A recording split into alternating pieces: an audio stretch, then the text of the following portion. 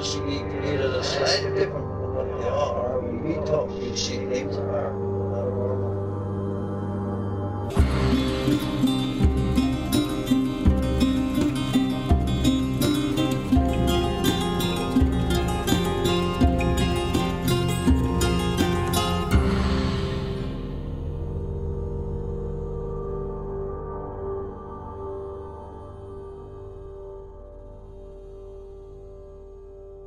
Welcome to Strange Familiars.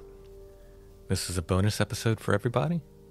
Not just patrons, everybody? This is for everybody. Oh, that's nice. This is my annual talk with Brother Richard. Well, we talk usually more than once a year, but I try to do a Christmas show with Brother Richard every year. This one wasn't particularly Christmassy in tone, but we had planned to talk about these subjects before, and we just happened to do it around the time of Christmas. I don't think anybody minds a little unconventional Christmas. Yeah, we get into some talk about, demons and some of these darker spirits and some of the darker aspects of this. It tends to come up. Well, it's kind of not to be all strange familiars-y, but it's, it's a liminal time. Yeah, indeed it is. Indeed it is. And no one better to talk to than Brother Richard about this stuff. Before we get to Brother Richard, just want to thank our patrons. Thank you so much, patrons. We could not, nor would not, do Strange Familiars without you. Thank you for your help. If you like what we do and you'd like to help us continue to make Strange Familiars, you can become a patron at Patreon. It's patreon.com/strangefamiliars.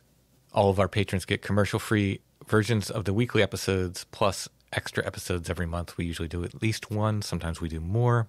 Full episodes of Strange Familiars just for our patrons.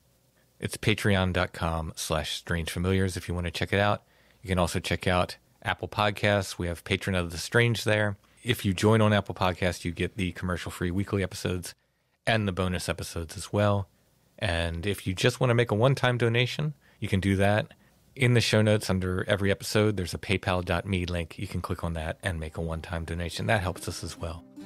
All right, let's go ahead and get to my talk with Brother Richard.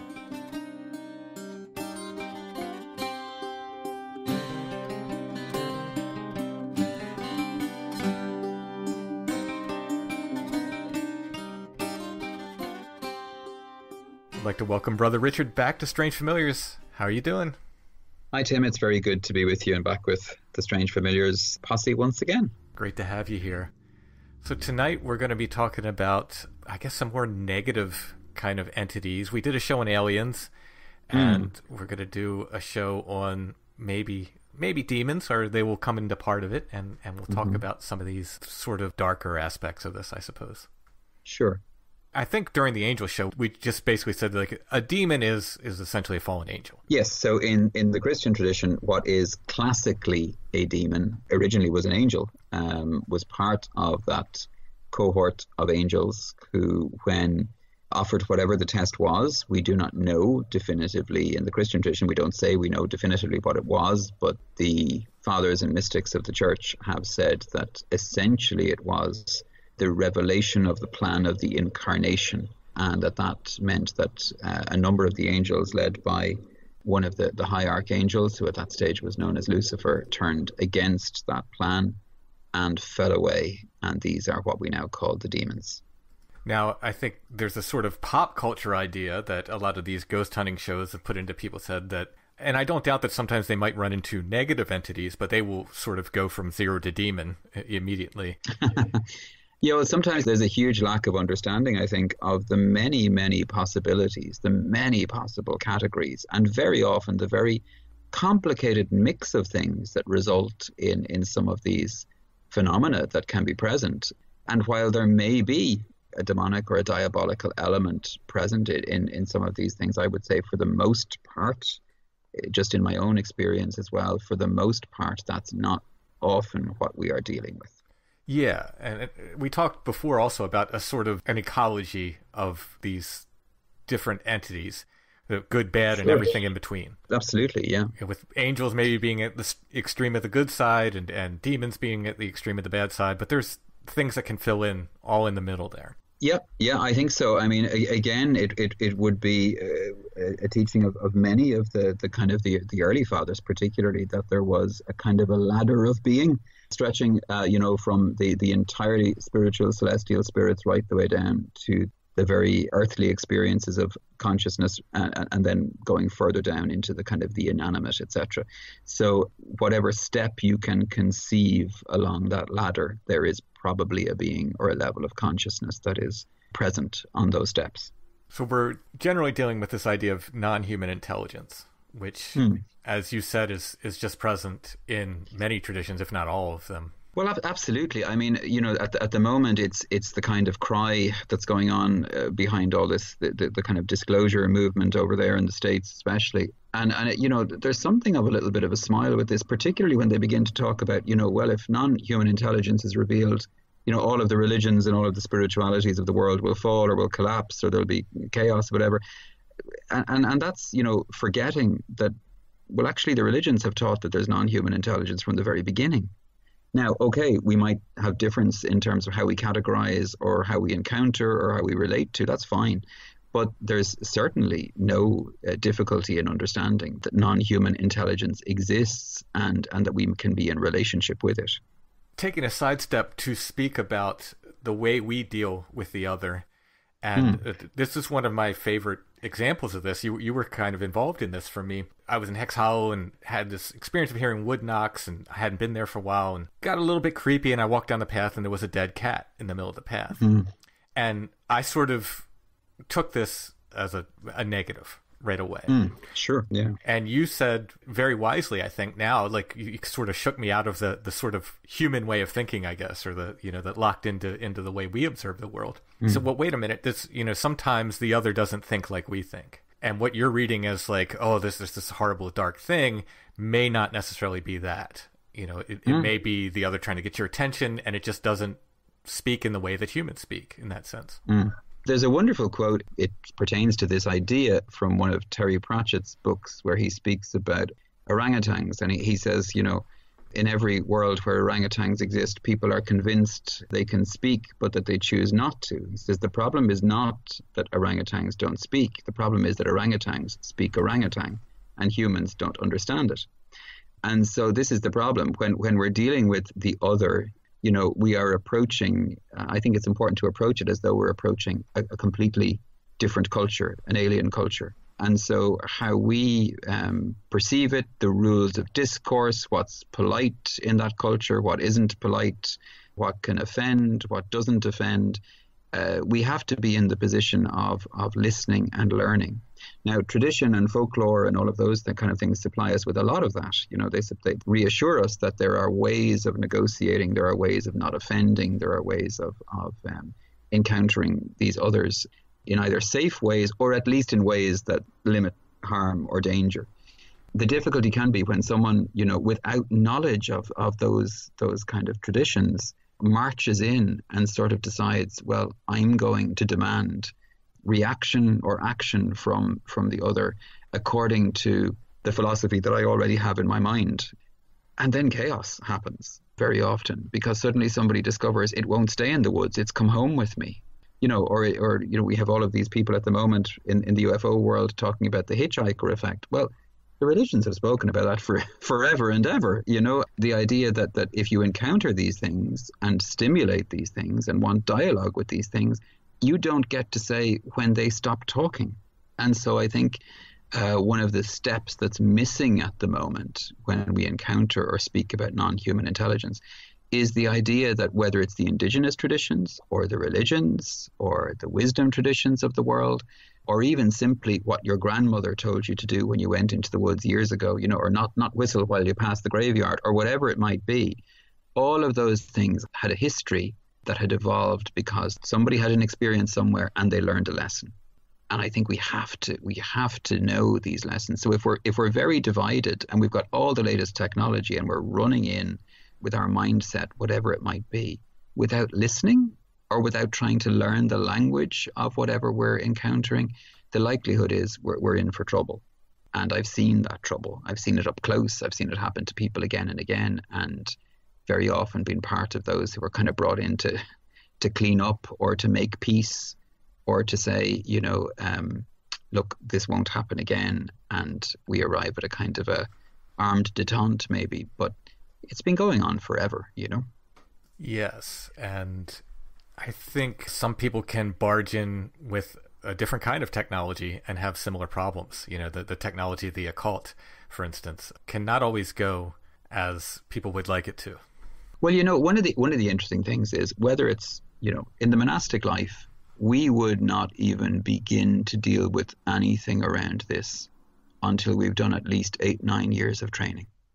And then you would only do it apprenticed to people who are really well founded and trained in it. And then what would be separated out are the guys who can deal with this and the guys who maybe aren't necessarily as able to deal with it. But now, particularly through the kind of universalism of knowledge that the internet has provided, where it's not the case that, you know, the grimoire is handed down from master to apprentice, but it's literally Googled and found on Amazon and somebody goes off to try it. Right. Not that I would recommend, I mean, obviously from my own tradition, I wouldn't recommend dealing with any of that stuff, but people do, and people need to be kept safe. And so one of the difficulties is people then attempting experimentation by themselves.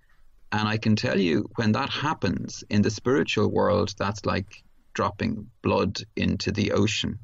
You know, predators smell it and they will make their way very, very quickly. And I'm not trying to frighten anybody. And, you know, people will dismiss me because they'll say, oh, well, of course he's going to say that, you know, and that's fine. You can say that all you like. But when you've been part of the cleanup crew that's had to kind of fix things or help things, and I know people as well in other traditions other than my own who have also had to, you know, clean up the issues for others themselves as well.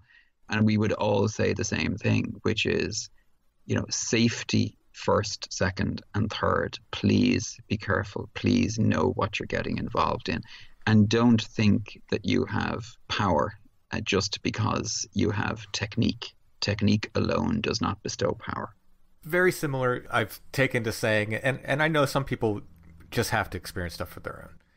People, yeah, sure. People are going to hear me go out in the woods and they're going to want to do it, and that's fine. And I can't stop people, and nor would I say, you know, don't do it. But I do recommend that if you don't feel like you have to, go out there. Yeah, sure. And sure. If you can enjoy hearing me do it on the podcast or watching a documentary or something, and stop there, that's great. You're going to be, you know, that's easier. Yeah. That's an easier path. Let's say that. You know, I think there's a vocational call element as well, and that some people will find themselves, you know, called into this. And I don't mean to aggrandize it in any way, but I mean it's just the line that they will walk, and to some extent they will then have the gift, as you have indeed, of kind of sensitizing others to the fact that this side of the world, this side of life exists, which I think is really important and really positive.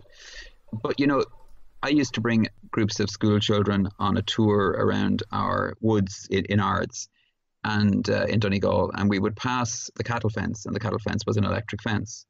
And we would warn them, that's an electric fence, don't touch it, you will be shocked. There was always at least one in the group who would immediately touch the fence. Of course. And this is just the gift of it. And then we all learn from them because everybody sees the reaction. And now it's not just your man talking, it's now we've seen the reaction. And there is a certain percentage of humanity that will always touch the electric fence. And the main thing is to make sure that they are surrounded by people who can then ensure that they are safely dealt with afterwards, you know. And I think it's true in this world, in this particular world as well, the world of the supernatural or the spiritual, whatever. We're naturally curious. It is actually the world we are supposed to be operating in. I mean, we would say that even in the Christian tradition, you know, we're called to be supernaturally active. We're called to know this world and to be safe in it and to accomplish the spiritual path in a particular way that protects us from the negative end of things. But it is actually part of us. And so I think one of the great waves of curiosity and interest in the paranormal, one of the things that simply comes from is the fact that we are longing to be at home again and to be part of this great communion of being. But, you know, the humanity, unfortunately, is as G.K. Chesterton put it, you know, perhaps it is our eyes that are fallen and Eden is all around us, but we just can't see it. And I think there's a certain truth to that because of our kind of falling into egoism or falling into self-centeredness, there is an inability to know how to negotiate this world very well. And so things like stories and myths and then moving up into a higher level of being, you know, in terms of wisdom traditions and religions, offer a tremendous store of wisdom as to how to deal with this and how to move back into sight and perception of it. And I'm not saying this is the way it should go for everyone, but for me, my journey through the paranormal led me back to the church. It was a very big part of it, and sort of tapping me on the shoulder and letting me know there is more, right? And then just for me, I went, well, if there's more, that maybe there's much more. There's much more. And but that's not always the way it goes for people. Sometimes it leads people the opposite way. And these are the reason why I say, like, if you're going to do it, if you have to, be careful and observe these quote unquote rules or these traditions our ancestors set up. Yeah, absolutely. And again, I'm not here to proselytize. I'll speak to the truth of my tradition as I believe it to have it. But I'm certainly not here to proselytize. I am here to say, please be careful. Mind how you go. And if you are going to go into these things, really, really do your research well. Yeah. There's plenty of tradition out there that sort of guides the way for us. And what's really interesting when you talk about these different traditions is the areas they cross over seem to be like the most essential truth, I guess. Like almost every tradition is going to tell you, don't follow the lights. Yeah, it's very true. It's very true. And now we have the wonderful scientists. I remember I was listening just recently, I think it was to Colin Kelleher, speaking about some of the Skinwalker Ranch stuff. And his whole thing was, if you see the blue lights, run. And I mean, I really, and I don't mean to sound patronizing, but I really kind of smiled and laughed. I was like, yes, you're dead right. You're getting it, But sometimes you get that because your grandfather told you it, and sometimes you get that because you put your hand on the electric fence. And I think there's something in humanity that has to learn this over and over and over again. So this seems to be the way we're learning it at the moment. You want to talk about our consciousness and where we meet with the other? Like, how does that play into it? Yeah, I think this is really important. So anybody listening to Strange Familiars or Where Did the Road Go or any of the kind of circle of those podcasts will know that people often talk about the whole element of co-creation. So I think it's fair to say that there's a kind of a general understanding that, maybe light is the most basic form of this stuff, and we encounter it as light, and then perhaps it plays with our consciousness in some way, and we see whatever it is we see. So there's two roads that we can then go down from that point of view. The first is to turn around and say, okay, what we are seeing is utterly false. And the light is the only thing that's there. And maybe it has a physical effect on our brain or on our neurology, neurobiology, etc. And as a result, we are launched into a kind of a ontological chaos, and the brain pulls up images and throws those out, right? So that's one way we can go. The difficulty with that is that people tend to produce the same things over and over again. Whether it's the Greys, whether it's Sasquatch, whether it's little people, whether it's whatever, these same things seem to appear over and over. Now we can reach into things as far back as like Platonic archetypes to say, well, that's the reason for that, or we live in a kind of a culture where these images are present, so therefore this is what it shows up. But I think one of the things that we forget is that, again, going back to the sacred traditions, most of them, I know certainly Buddhism, Taoism, Hinduism, and Judaism and Christianity, Islam to some extent, but a little bit different, all of them would say that in visionary experiences, while the psychology of the individual is present, what we are dealing with are entities who can literally clothe themselves in what they find within us in lower level visionary experiences. So somebody like Teresa of Avila in our tradition, who's a great and extraordinary teacher, speaks about the importance for the person of prayer, the person of meditation, to purify the imagination. Because one of the things that this does is it means we're taking charge of the wardrobe, if you like. So we're being more conscious of what's possible for these entities to clothe themselves in. And so we get truer and clearer sight along the way. There are quite a number of stories, for example, in the lives of the saints where different apparitions would appear and things like that. And you have the saints saying, no, that's not what you are. Show me what you really are. No, that's not what you are. Show me what you really are. And you have shape changing until eventually the true being of whatever it is revealed. But again, this is where someone has the meditative depth, the contemplative experience, and the discernment to be able to know what's real and what isn't in front of them. And I speak to stories across multiple traditions when I mention those kind of stories. So if we're going to deal with the kind of co-creation end of things, I think one of the things that the practitioner or the observer or the seeker of the other needs to be really aware of is, what am I putting in? What am I loading myself with? Because that's what they're going to use. And so I think we need to be very aware of what goes in, and also very aware that our first level of experience is not just observe and record, it is observe and question, and deliberately question.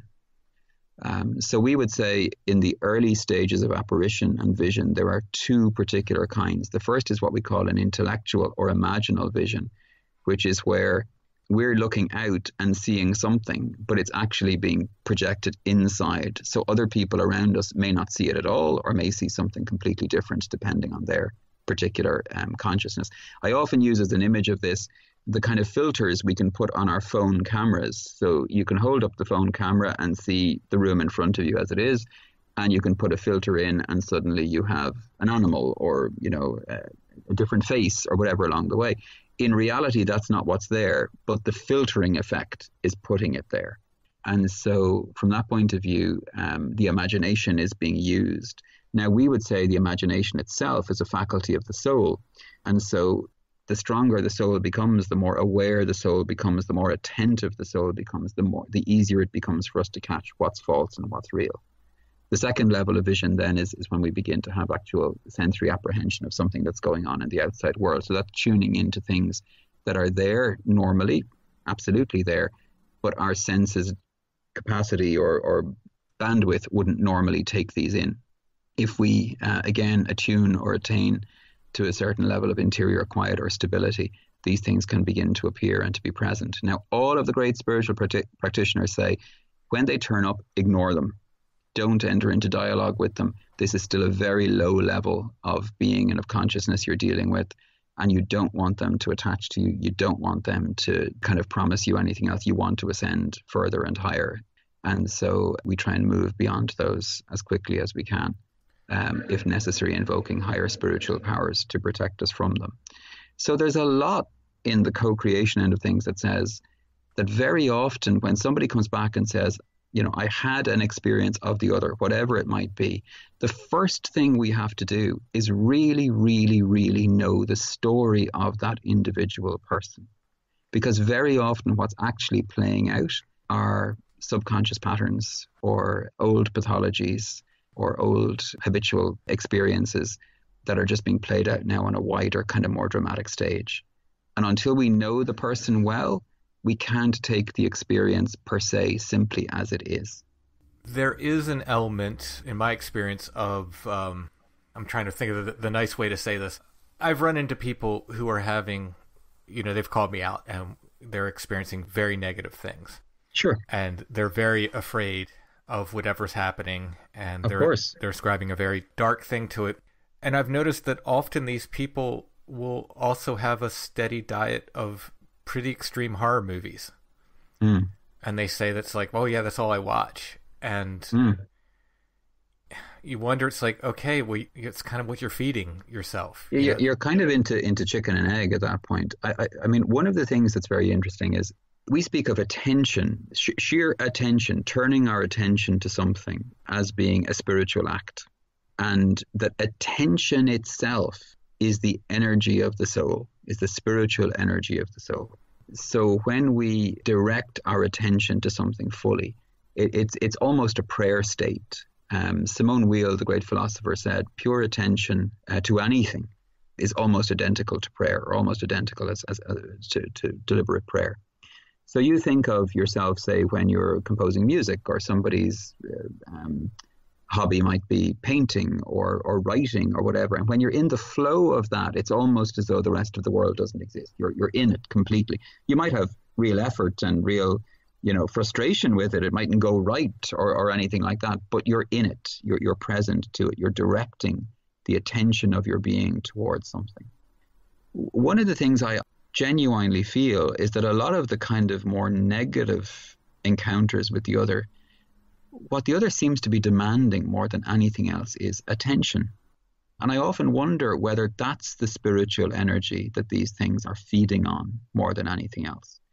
Simon Young, the great fairy investigator, he was the man who came up with the fairy census recently, part of the Fairy Investigation Society.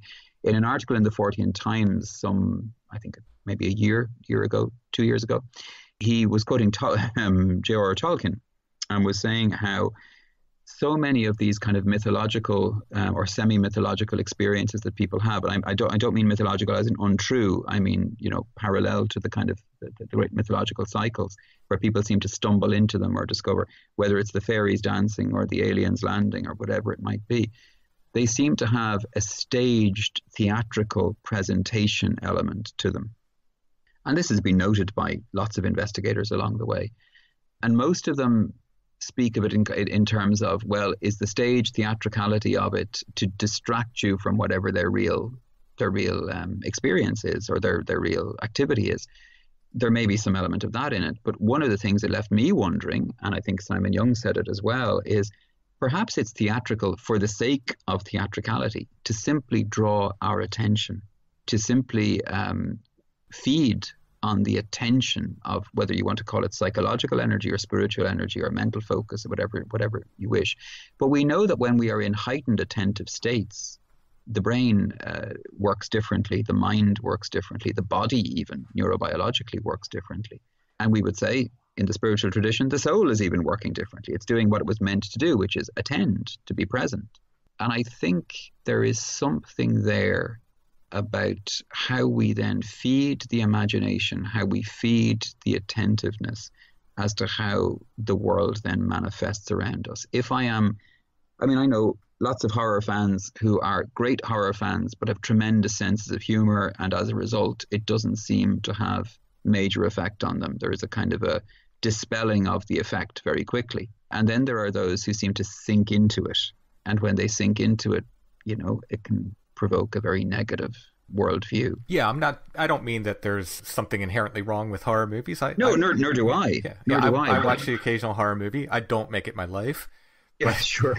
Something you said in one of our conversations that just made a massive impact on me and changed the way I think, and to an extent the way I live because of that.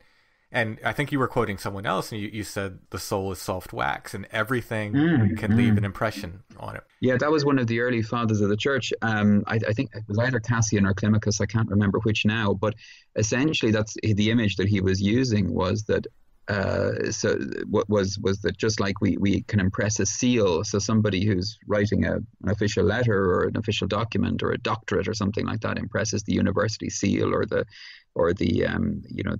some people even do it just with domestic letters and things like that, they put their coat of arms on it or whatever, and then the wax hardens and it hardens in that shape.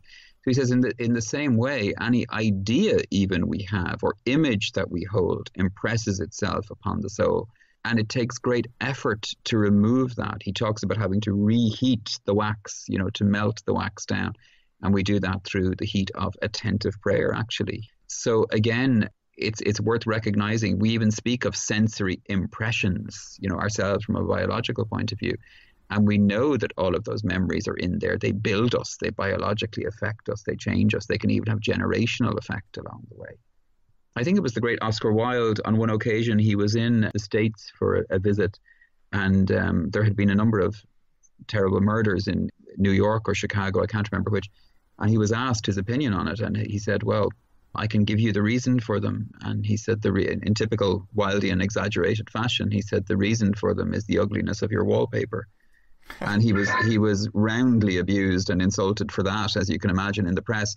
But what he meant, based on his own aesthetic philosophy at the time, was that if we surround people as children with the beautiful, and in our tradition we'd say with the true, the beautiful and the good, and stimulate that in them, then what you get is the growth towards the true, the beautiful and the good.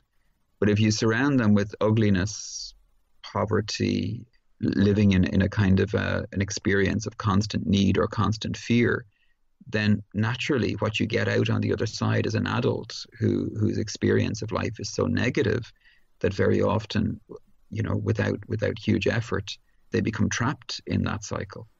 And I think that's very true for addiction of whatever kind it is. I mean, addiction essentially is trapping human attentiveness, whether it's through biological or mental experience. But yeah, I think there's something to this, and that this is one of the ways in which the other, across all of its categories, reveals itself, in the kind of theater that can either in its highest levels offer catharsis and purification and healing and unity, as the Greek said, all good drama does, or in its kind of pantomiming experience down at the lower and more negative end, causing, destruction and fear.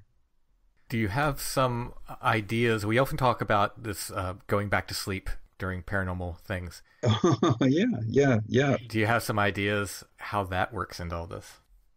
I think a huge amount of that is actually locking people into vulnerability, into sleep states.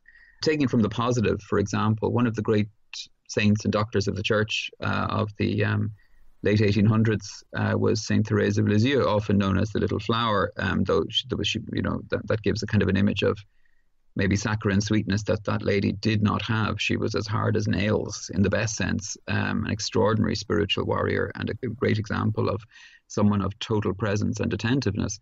But one of the things that disturbed her was, for a number of years, whenever she would go to formal meditation in the monastery, she would fall asleep straight away. And it got to the point where it was really upsetting her. And she prayed to know why this was. And the response, I'm paraphrasing now, but the response that she got was, I have to put you asleep to get you out of your own way so that I can work on you.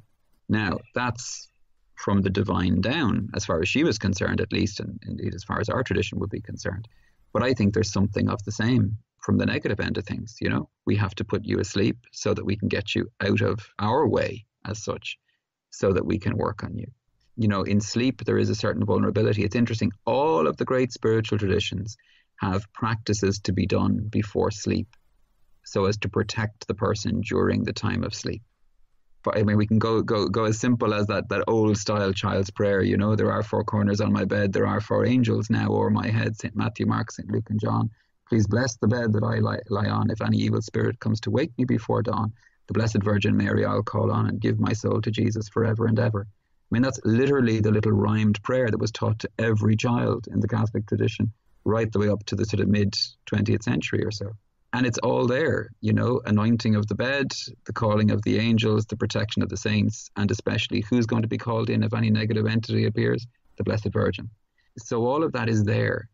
And, it really interested me I think it was about a year, maybe 2 years ago, but over on 6 Degrees of John Keel, Barbara Fisher was talking to a gentleman who had discovered that he could dispel the experiences of sleep paralysis and negative entities by calling on, Elbereth, the Tolkien name for the Star Lady, the light of Elbereth. And he was kind of putting this towards, well, of course, I'm not calling on Jesus and I'm not calling on Mary, and I don't have faith necessarily in those, but I'll call on Elbereth. Now, I'm probably doing the man's story a lack of justice. It's pure memory I'm going on at the moment.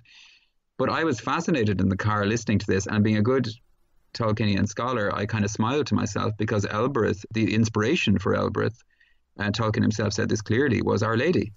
And so, in a sense, through a Tolkienian interpretation, he was actually calling on Our Lady in the midst of it all. And he might be unhappy to hear that, but that's at least the origin of the figure in the Tolkien mythology. So I think one of the things I would certainly say anybody who's walking a spiritual path is the consecration of sleep and sleep time, according to whatever the tradition is that you're following.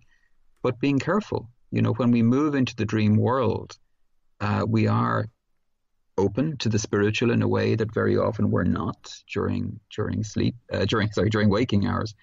There's a lack of distraction, and we move into a very symbolic world. We have, and I would agree with you, the interpretation of little dreams and big dreams. Sometimes a dream is just a dream. Sometimes it's a very clear, though maybe symbolic, inaction of the unconscious and maybe even of other consciousnesses that can speak to us in that time. There is a series of books by a anthropologist who worked for the University of Maine, I believe. He was a Greek-American, Kyriakos Markides. He's written a number of books about Orthodox spirituality. But before that, he wrote a series of books about a Christian Gnostic healer on the island of Cyprus. I can't remember. Magus of the Sun, maybe, or something like that was the first book that he wrote. Anyway, they're very interesting because one of the things that this individual speaks about is our vulnerability in sleep, because we move into a world that we haven't learned to negotiate yet.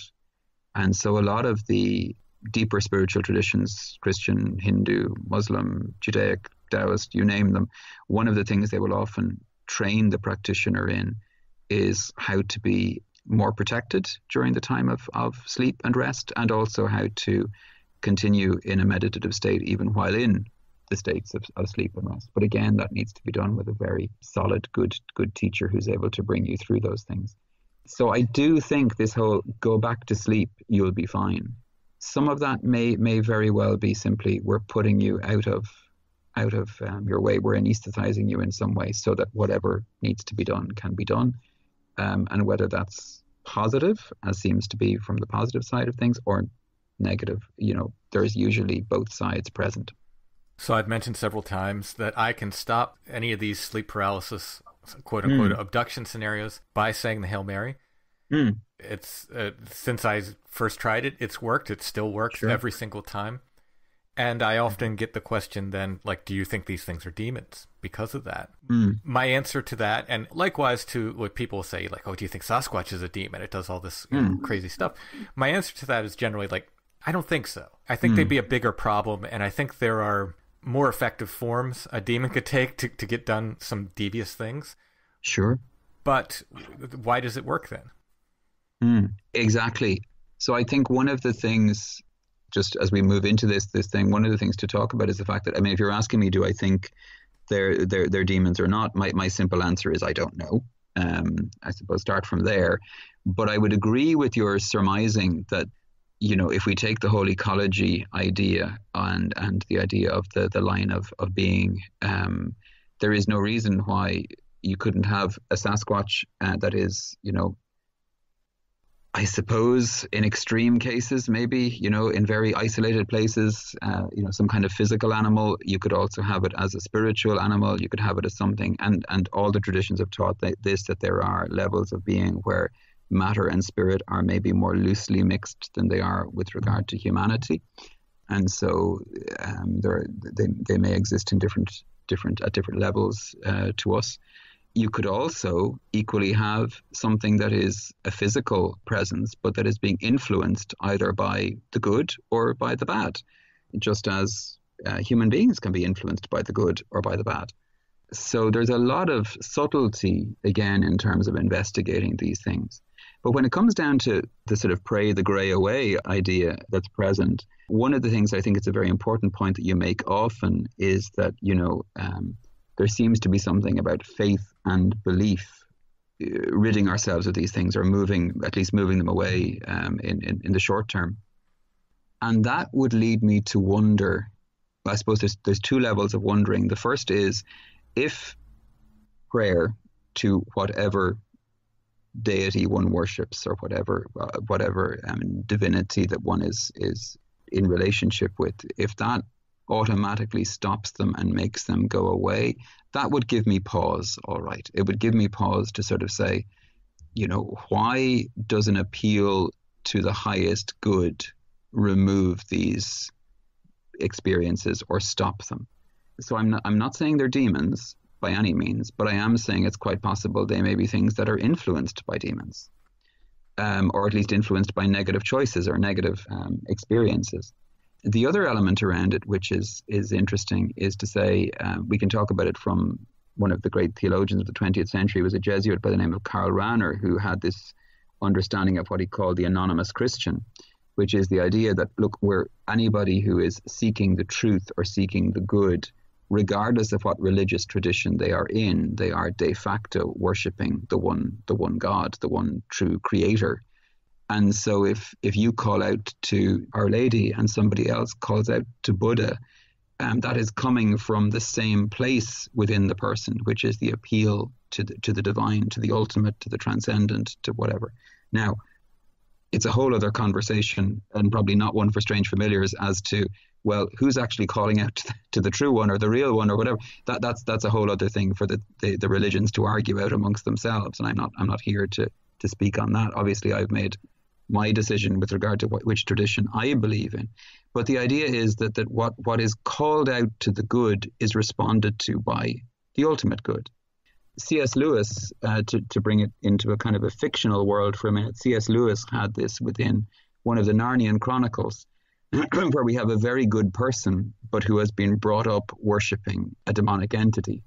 But in the fullness of consciousness, is trying to live a good life, and is presuming that to live according to the will of this entity is to do good, because that's how they've been brought up.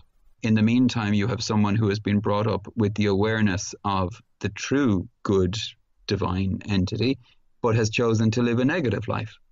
And at the end, they're brought forward in judgment.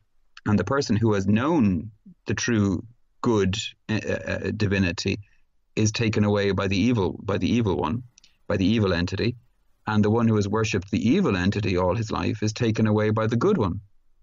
And he says to the good one, why is this possible? How is this happening? I've given my whole life over to that one, and now I realize he's evil. Surely I should be taken away for punishment. And the response is, everything good that someone does, regardless of what they believe in, I receive, because whatever they're doing as good is to the ultimate good.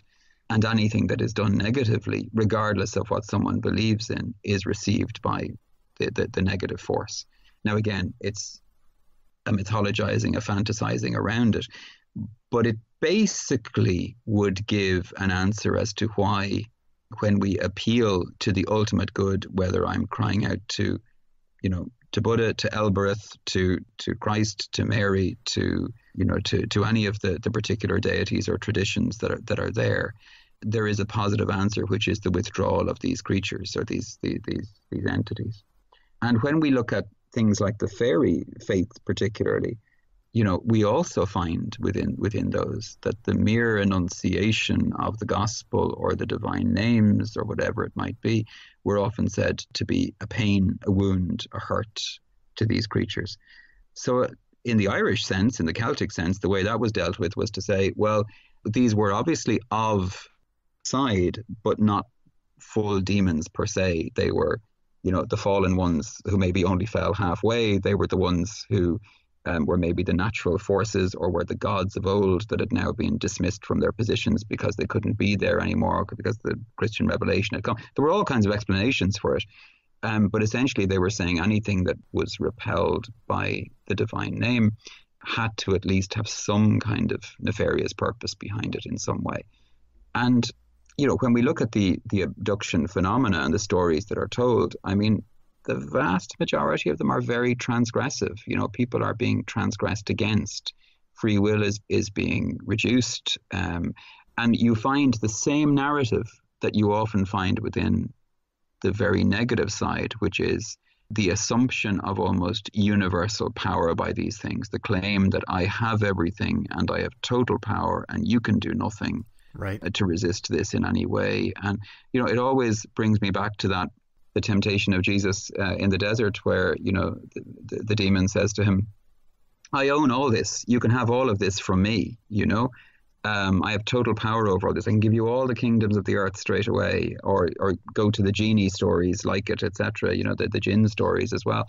And what we find, of course, always is their false promises and false power and false authority. So that very often the encounter with these entities leaves someone in a much worse state than they were before. And yes, I know there is the whole thing of coming back with a greater spiritual viewpoint or a greater experience of oneness or ecological consciousness. And these are all good things in and of themselves, absolutely. But what I find is it also sows huge levels of confusion, because none of the experiences, none of the encounters ever tell exactly the same story in the same way. It's not as though a particular government has sent ambassadors to us to tell us this is our program for good government.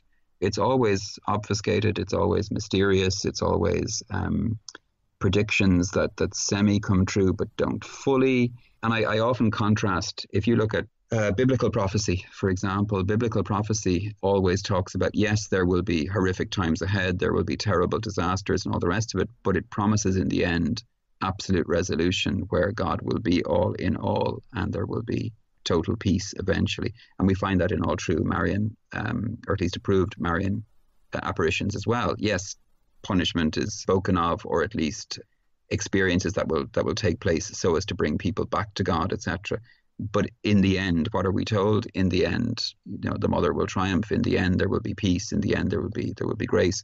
Whereas what the alien intelligences, or extraterrestrial or grey or whatever you want to go, it's utter destruction and it's utter fear. And I often wonder, something that is teaching only through fear, that often brings a kind of a negative experience around it as well. But it's a hugely complicated end of things. And I mean, in the end, I come down on simply, I don't know. But I am also aware of a number of different people working in the kind of more spiritual side of this who would talk about the deep reaction of horror that an awful lot of human beings have when they encounter even the image of the grey or the grey face or that kind of thing, that there is something deep within that seems to almost be revolted by it straight away. And we also have a kind of a parody of the incarnation that takes place constantly within it, in terms of kind of sexual side of it, the impregnation side of it, the removal of the kind of hybridization. A lot of these tend to be tropes that are kind of mocking in a negative way, the sort of the incarnation teaching as well. But that would be coming at it from a directly Christian critique, which wouldn't necessarily be what many people listening to this would be too interested in, I would say.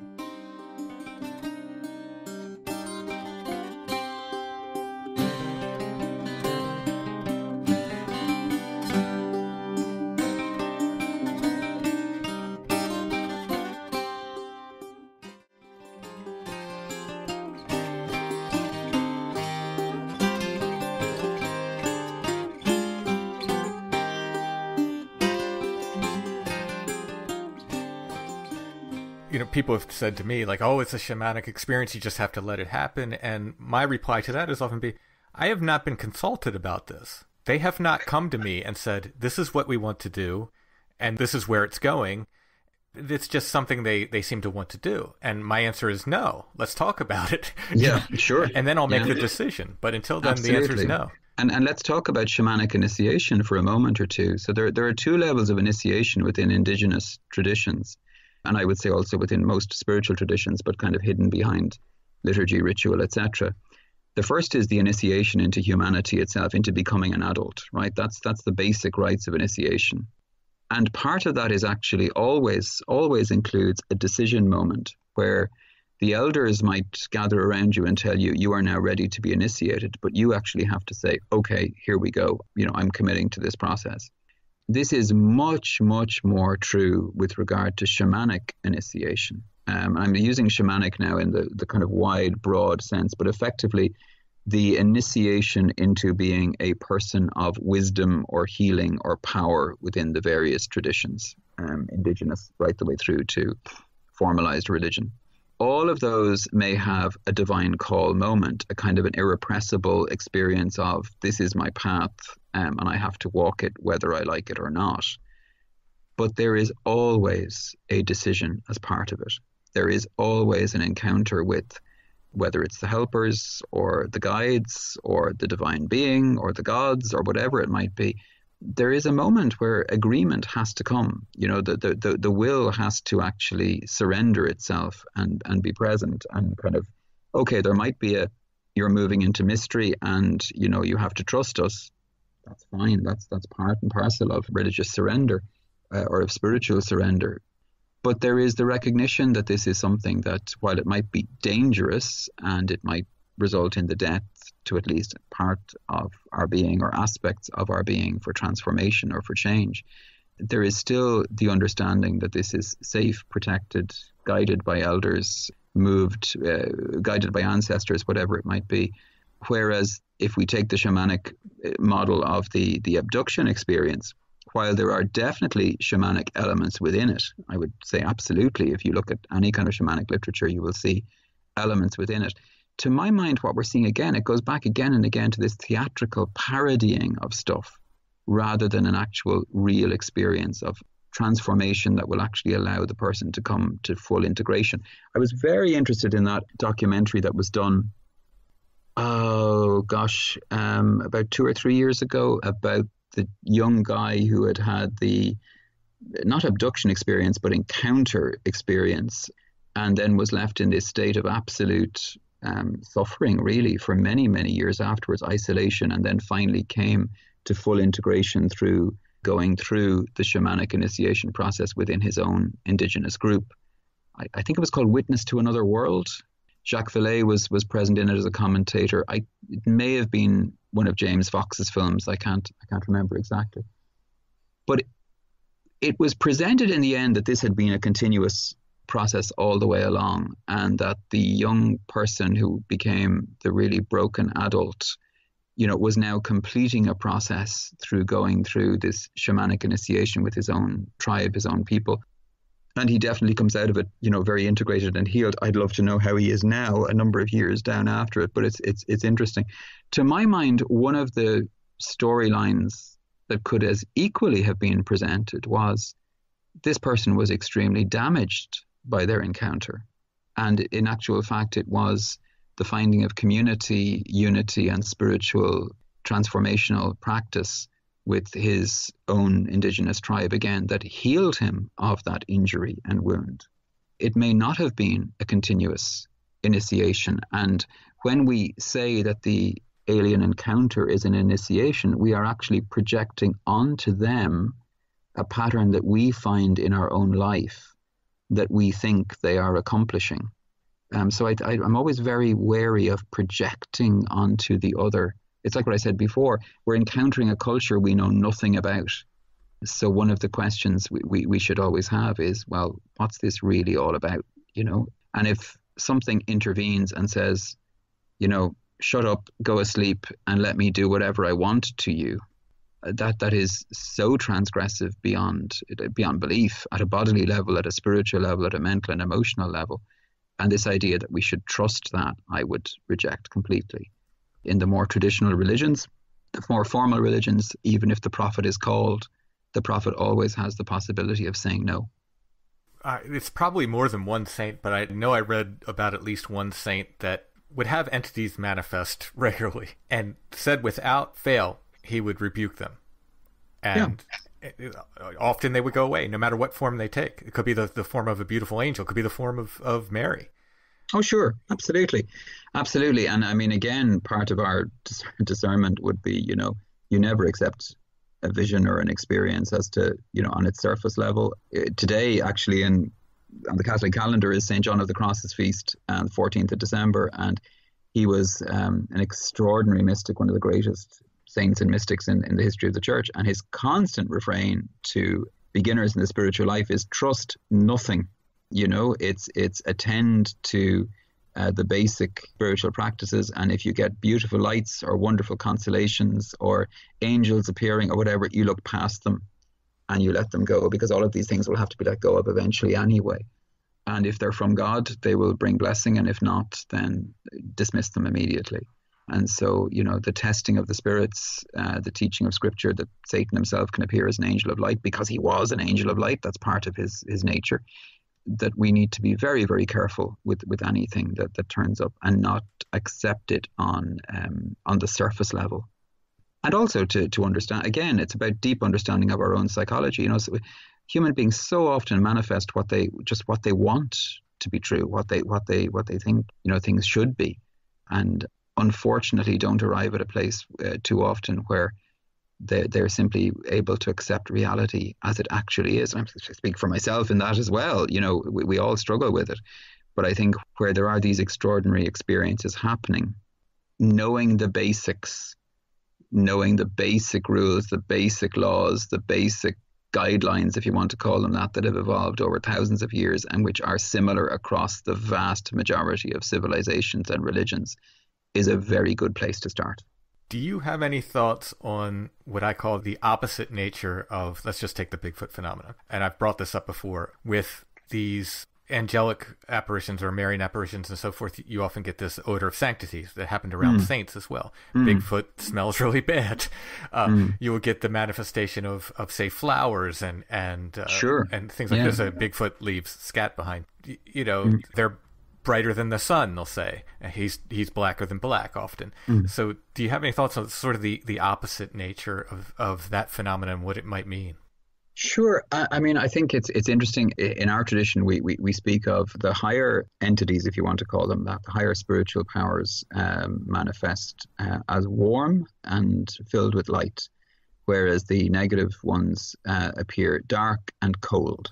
And that's the kind of opposition with it. And I'm not even going to use the word negative at the moment. I'd say lower entities appear dark and cold. And this is often noted in places, where there are hauntings or problems. You'll often find, the cold spot, the cold patch, that kind of thing, leaking of cold water, etc.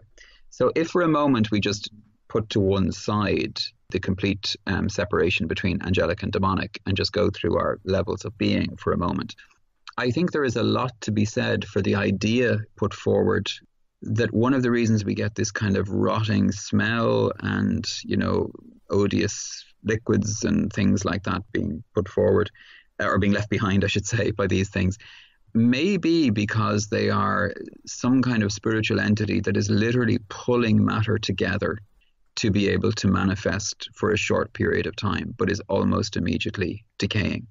Now, that is something that goes back to even the medieval understanding of the incubi and succubi and those kind of entities where human beings have a kind of a physical experience with them. They appear to manifest physically. They can even draw elements from the human. There was often an obsession with garnering eggs or fetuses or sperm or whatever from the male or female within this. But the medieval doctors and theologians would say that they had the ability to pull together literally from the air the elements necessary to form a human body, or a pleasing human body, or in the monstrous sense, an unpleasing human body, for at least a short period of time. And that often there would be the complete dissolution of this afterwards, and that very often liquid that was found in these places afterwards may have been the elements that were now dissolving or disappearing. And this would include the negative smell and stuff like that. I think that's quite possible, and it's something that bears thinking about when we, charge into the forest after the Sasquatch and then suddenly discover, they're gone because they can move super quick, or they can fade away, or what do they call a cloak, and all of this kind of thing. And maybe they can do all of these things, but to my mind, there are earlier and more consistent descriptions of similar things doing similar things, if you know what I mean. That's and from that point of view, we can kind of say, okay, well, at least humanity has at least been aware that these things can happen.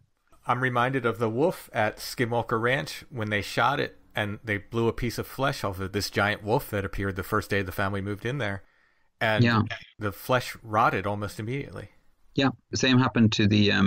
I often wonder about all of the people who shoot a Bigfoot and take lumps of the flesh and hair, and it goes back and it comes back as bear, or it comes back as wolf, or it comes back as unknown, or vegetable matter, or dog, or whatever it might be.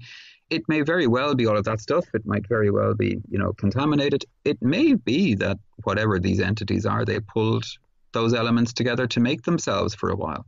And it may also mean that when they're in the physical world, they do, eat or produce scat or whatever it might be, or come into this world so as to avail of the physical aspects of life for a while before they go. Again, we simply just don't know. But, the normal rule of thumb for us would be that which produces heat and light, and I mean warmth now, not boiling, but that which produces warmth and light is generally towards the upper side of things, and that which produces darkness and coldness tends towards the lower end of things. And we can think of that with the alien abduction end of things as well. People report again and again feeling of being absolutely freezing and cold or damp within these places, that the experience of the texture of the aliens themselves is often cold, damp, clammy. You can look at that from a biological point of view, sure, but you can also look at it from a spiritual point of view and wonder about the kind of materials that are left. Nick Redfern, in his famous book on the whole Collins elite end of things, and I would have real problems with a lot of, if they do exist, their kind of beliefs. But one of the things he does talk about is the fact that the so-called biological material found after crashes and falls, the bodies and things like that even scientists at the time were sort of saying, these couldn't possibly function. They seemed to be left around on purpose to be found, and that very often they had real difficulty preserving them because they would just dissolve and disappear. So again, the pointing that was being made at that stage was to the kind of alchemical traditions of sort of producing homunculi and golems and things like that, the sort of the falsely living that once their purpose is done, disappear and dissolve into the elements that they came from. Now, I've spoken of this before on the show a few times, and I think we even talked about it before, but it's worth bringing up in this conversation again. I've said, occasionally I get people that contact me, that's usually like a mother with a child, and they say, like something very negative with some entity is happening in their house, usually. Like, okay. The first thing I tell them is ask it to stop. Yeah, just absolutely. Firmly but politely say, stop, you're scaring us. We don't want this. Yeah. And the success rate it's very good. I mean, I can't put a percentage on it, but often they will come back and say, hey, it stopped. Yeah. So I guess what I'm getting at is, how much power do people have themselves over these negative entities? So much so that they don't want you to know you have this power. Mm-hmm. I think it's really important. So let me take it, first of all, from my own tradition's point of view, and then we can expand it out. So within the Judeo-Christian tradition, we would say that humanity is the level of being that is created in the image and likeness of the divine, and so carries within us a spark of divine life constantly. So no matter who the human being is, merely to exist is to be a temple of the Spirit of God. We would speak of it as the apex mentis, the highest part of the soul is where the divine dwells, simply holding the human being in being. And so the nearer we come to living a life of kind of faith, of hope, of love, the nearer we come to accepting the incarnation, etc., all of those things, the stronger and more authoritative that power becomes within us. And so human beings of old had what we call Adamic authority, obviously from Adam and Eve, which was the authority over all of the lower levels of creation. And this was manifested in, or symbolized in the book of Genesis, where God gives Adam the power to name all of the lower creatures. Because to know their name, to know their true name, their essential Adamic name, is to have authority over them and the ability to command them.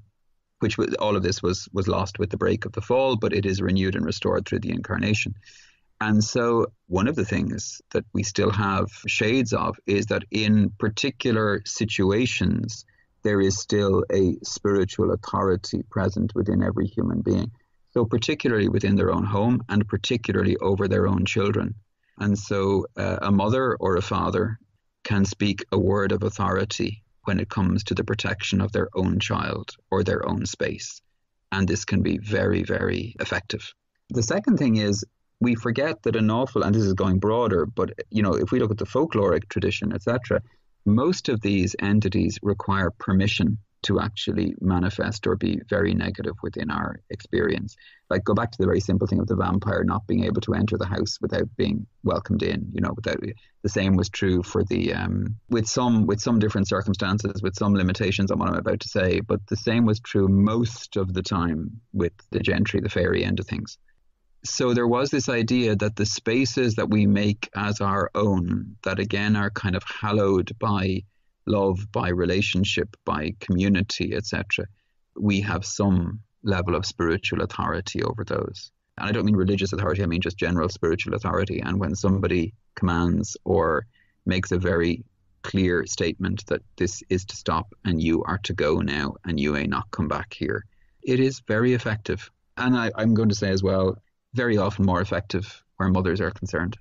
I know even of a number of exorcisms where the exorcist was finding it extremely difficult to finish the exorcism completely, so the person would be left totally alone. And it was the prayers of their own mother that actually secured it in the end. So could it be, and again, I'm going to fall down on the side of like, demons are probably rarer than people think they are in the world of the paranormal. I think there's a lot of like, yeah, I would agree. Yeah, yeah. A lot of yelling demon when maybe perhaps it's not. But if you yell that at something that isn't that, it either gets insulted and angry and acts out, or if it's something very very towards the negative emotional negativity or whatever, it's perfectly happy to wear that label and to assume a power to assume a greater authority than it actually has. Let's say a demon has infested a place, or God forbid, it possessed a human. Okay. It may require an exorcist, but does it always? Could there be enough a spiritual authority that a person could themselves cast out a demon, or does it always, when it comes to demon in those rare cases, does it always require, in a sense, a professional at that point? I don't think there's a hard or fast rule to it. All the baptized, again, I'm speaking from our tradition now, but all the baptized have, particularly the baptized and confirmed, have the authority to pray in Christ's name, to pray in His authority. In His authority. That's why all Christian prayer is through Christ our Lord. This is how we pray. And so praying in that way, particularly beseeching the intercession of Our Lady or the saints, or bringing in their spiritual authority through intercession, through fasting especially, and through the use of the sacraments and sacramentals, is very, very effective at removing diabolical influence, or indeed even possession. St. Teresa of Avila, for example, who wasn't an ordained priest, wasn't an exorcist, recommended that the use of holy water, particularly as a major sacramental of the Church, holy water has extraordinary effect, as does blessed or exorcised salt, for removing these influences. And again, we know the folkloric rules around the fact that all negative entities seem to despise salt, seem to despise a lot of the elements and objects that are used within religious worship. In terms of how you would intercede, the recommendation always is that the untrained person or the non-exorcist would not address the demon directly if we're fairly certain it's a demon, because then you're entering into dialogue and you are inviting the possibility of the attention of the other side in a kind of an oppositional way. Instead, it should be done in an indirect way. So rather than us facing them down directly, we appeal to the higher spiritual powers, particularly to Our Lady and to Christ and the archangels, for them to do the work. But we have the spiritual authority to invite them and to invoke them to be present. Whereas the exorcist, who is doing a proper full exorcism as opposed to just deliverance prayer or blessing a place when it's a full exorcism, which is, as you know, very rare, they are empowered by the Church to speak in the name and the authority of Christ directly to the demonic entity. And that's why an exorcism is successful, if it's being done in that way, under that authority. But even then, the exorcist would normally have quite a number of people behind them as a prayer team, as an intercession team, and would accompany the exorcism with intercessory practices like fasting, like praying, like pilgrimages, etc. And so, the answer is yes, it can be removed simply through prayer and intercessory prayer by others. But the one thing I would warn anybody is, if they think that it's definitively that, or if they have some evidence that it's definitively that they wouldn't get into dialogue with it themselves. Even if it wasn't demonic, the dialogue, as you mentioned before, it often comes through. These predictions may or may not come true. They speak in half-truths, which again might not necessarily be lies on their part. It might just be the way they understand things. Well, a perfect illustration of this, again, remember, you're dealing with beings that are outside of time, don't even understand our way of being in chronology. Very often they speak in the poetic, subconscious, symbolic way rather than in direct conversation. And a perfect example of that was the story, I'm trying to get his name right now, my goodness, the chap from Hellier that you had on recently. Tyler. Tyler, Strange. yeah, sorry. when he was giving that wonderful story about the being that came up from under the ground, wrestled with the person, and then gave them the protection from apes. Right, yes. Yeah. Which could be interpreted as, apes will never go near you, or could be interpreted as you are now going to be protected by apes from everything else, which seems to be, the latter seems to be what happened for the person. It's an extraordinary story, and it's a wonderful, wonderful explication of how these beings speak and think. Now that's fine because it was something positive that was being given to the person. But, this is where people, when they deal with them or they try and have conversation with them, and they think they're getting one thing and they're getting something else entirely. Or they think they've made, an ironclad deal or agreement, and, it turns out that the fine print or the ability of the entity to kind of twist words and meaning is huge. So yeah, I'd be very careful. I mean, look, it's as simple as the old folkloric stories of, I want gold and I want it here and now. So the gold appears here and now, but it's gone in the morning. They fulfilled their part of the bargain. They gave you gold here and now.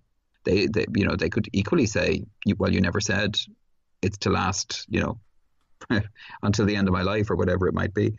Those stories teach us again and again the importance of recognizing that the way we think, the way we speak is not the way they think, not the way they speak. And they have a kind of a subtlety of conversation that the vast majority of us would be very, very, very, very silly to try and get involved in. Sometimes you ask for a skull, and then you walk yes, 100 yards. Well. Yeah. And you find a You're skull. going ahead. Yes.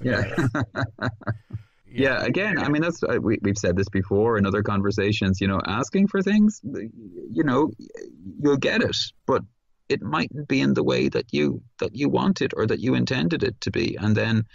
Then you've got the difficulty of having to deal with the consequences of, well, we gave you something and, you haven't fulfilled your side of the bargain. You didn't take it home with you. You didn't value it. So other things begin to happen, and we get into that rolling circumstance unless somebody knows how to defuse the bomb. Is there a way for people to discern good, bad, or otherwise as regards to the other? Yeah, I think so. The most basic one of all is, go to what Christ himself said, by their fruits you will know them. So what is this producing in your life? Is it producing, we talk about as the fruits of the Holy Spirit, peace, patience, kindness, goodness, gentleness, self-control, greater compassion, a growth into a more integrated, more authentic human being whose relationships are improving, who's living a life of gratitude and peace. If it's producing those kind of fruits, wonderful. Follow that, fantastic, be present to it. But if it's producing anxiety, worry, fear, self-recrimination, rumination, depression, darkness, and I mean darkness of understanding, of intellect, breakdown of relationships around you, and all of those kind of things that are going on, or an inability to actually be present in the real, in the human experience, but constantly just lost in all of this, without any ability to kind of break or breathe or take perspective on it, then I would worry. Yes, that obsession, which we often talk about. Take breaks. Take breaks. Absolutely. Don't let the other be the entirety of your life. Yeah, absolutely. Yeah. I think it's really important that everybody is able to. We should be becoming more human all of the time. And if something is taking us away from our humanity and from our ability to live a life that has joy in it, that has light in it, that has goodness in it, that has love in it, then something's gone wrong somewhere. The obsession with this stuff manifests, we see it in the Bigfoot world there's a very famous Bigfoot researcher, one of the classic ones, and I forget which one, but he was given an ultimatum by his wife. It's me and the kids or Bigfoot. And this guy said, Bigfoot. Yeah. And, that's awful, right? It's like, it should not come to that. It should not come to the ghost teams that constantly, with the drama in these ghost hunting teams where they're always breaking up and starting new teams and this and that. I think that's part and parcel of dealing with the other. And I think it has to do with the obsessiveness of it, where you get too mono-focused on this stuff, and it's just not good for your general life, I think. Yeah, well, I mean, going back to that idea of attention, it wants our attention. And in some ways it can be like the the kind of the toddler that's throwing a tantrum. If you're not giving it enough attention, it will cause problems to separate you from the things that would take you away from it. Yeah, and we start having damaging relationships and stuff. It's just, to me, that's always like a warning sign. Like it's the first red flag, really. I think that's really important, where people actually need to take a break and breathe a bit. There's a very interesting documentary that was done over here recently. It was about a guy who wanted to cross the Atlantic Ocean rowing. So it's as far away from strange familiars as you can imagine. But all the training was done. These two guys were really training. They were very good friends. Everything was going great. One of the guys was completely obsessed with it. The other guy was like, this is a fun thing to do. They got into the boat, and I think 2 days into it, the guy who was, this is a fun thing to do, had to be kind of airlifted out. I think it was 2 or 3 days into it anyway, because the intensity of the other guy was just overpowering him completely. He just wasn't able to function anymore. And the other guy, amazingly, over 80 or 90 days, completed the trek, but it nearly killed him. And when he came back, his wife and child were waiting for him. And, the wife was basically saying to him, look, this has to stop. You have a family here waiting for you, and you need to be able to give them your presence. What was fascinating from that point of view, and the parallel to this, is that the guy who kind of had a sense of energy and fun and life about it was the guy who realized very quickly, I need to get out of this. This is going to kill me. Whereas the fellow who was so intense that he was able to drive it and keep it going across the way. But he said himself, now at the other side of it, he's kind of, well, I don't really know what that gave me. It didn't seem to give him anything other than I did it, and that's wonderful. So I think there's that in the human psyche that we need to be careful of, that obsessive, to become obsessed by anything, about anything, even religion from that point of view, is never a good thing. We need to have balance in all things. Don't be choosing Bigfoot over your kids, folks. I would definitely re-echo that one. Yeah. Brother Richard, thank you so much for talking with us. Merry Christmas. You are most welcome. Merry Christmas to you and to all in Strange Familiars land. I hope it's a wonderful one and a blessed one. And however you spend it, however you celebrate it, I hope it's something that brings joy and refreshment of spirit. It wasn't one of our normal Christmas shows, but we had planned this for a while, and it just happened to fall around Christmas. So we'll call this our Christmas show and just say Merry Christmas at the end here. Absolutely. And maybe we can say that the reason you just find snowy footprints behind from Santa Claus, or the occasional little bit of soot down the chimney, is because perhaps that's how he's dissolving as he disappears back up the chimney. My favorite wild man. Very good.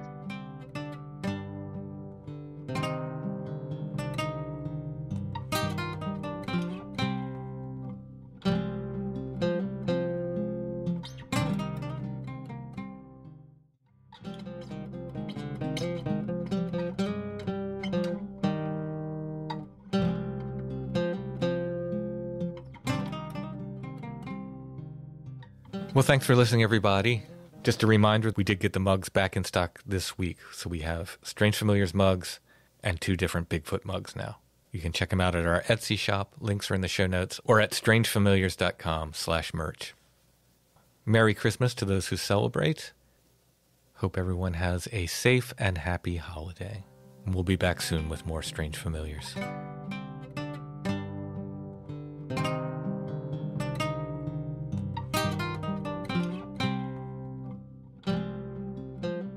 Strange Familiars is a production of Dark Color Arts, music, books, art, podcasts, and more. Intro and background music is by Stone Breath. If you want to hear more or purchase music, you can go to stonebreath.bandcamp.com. We're on Facebook, facebook.com/strangefamiliars, where you can join the Strange Familiars gathering group. We're on Instagram, @strangefamiliars, one word, no underscore. You can find us on the web at strangefamiliars.com. And remember, for merch, strangefamiliars.com/merch.